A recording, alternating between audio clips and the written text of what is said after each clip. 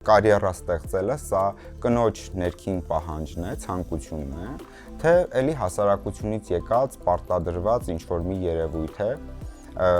փոխարինում ենք կնոջ տեղը խոհանոցում է եզրույթը,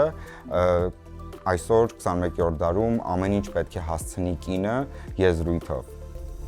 Երվան ջան, ձեզ շնորհակալ եմ հրավերի համար, ուզում եմ ասեմ, որ թեման, որի շուրջ մենք պատրաստվում ենք խոսենք, շատ ակտուալ է ու շատ կանանց ներկայումս ինչ-որ չափով խոցում ու նաև հետաքրքրում է։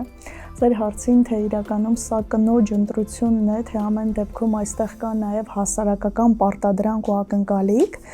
եթե կարճ փորձեմ որպես սկիզբ բացում անեմ, կասեմ, որ եւ այո եւ ոչ,